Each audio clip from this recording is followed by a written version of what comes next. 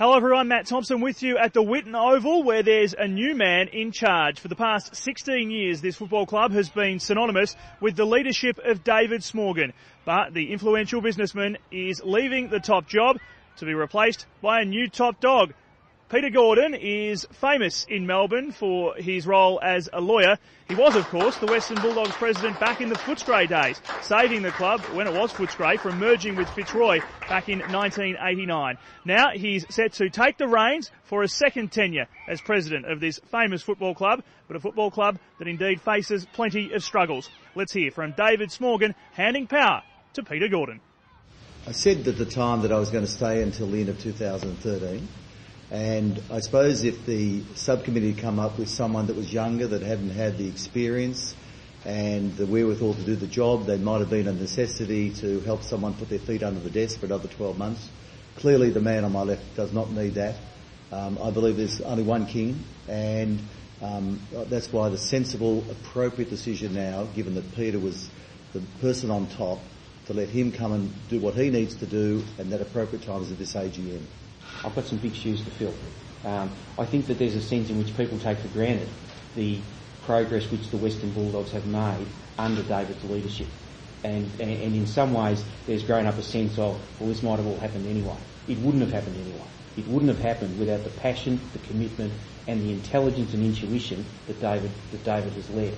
I think the fact that I understand that, and that in fact that I have sat in that seat before for 7 years and understood the difficulties, gives me a bit of an edge in relation to the way I see it needing to develop into the future. But time will tell. We are, as I described earlier, we are Greater Western Melbourne. Not going to change the name to that, but we represent, in importance, in scope, and in regional coverage, to the western region of Melbourne, all of the importance which GWS does in Sydney. I don't think the Bulldogs are in crisis. I don't think they're in the position that they were in 1989 or 1996. I think that they have untrammelled and unprecedented opportunities to do something really special over the next several years, and I want to be part of that, and I want to make my contribution to it. I also want to make clear that I think that there are also risks. There is that widening gap. We need to address it. And I've always said from day one that I want to look myself at the mirror whenever my time was up and say I gave it my all, and I believe I've done that in the best interest of the footy club. And now I've handballed the ball to Peter, or the board has handballed the ball to Peter, and I'll be there, I'll be loud and vocal, and I'll be one-eyed as I've always have been. Really a seamless handover, but one of the stories that continues to linger in the background is Paul Dimatina. The former Bulldog has expressed interest in the past of taking on a role here at this football club. Smorgon's views are very clear, as you'll hear, but Peter Gordon is prepared to chat with him. I think you know my answer. So let me give my answer, and with due respect to what David said. From my point of view, I approach all of these things with an open mind. All Bulldogs are welcome back to the kennel.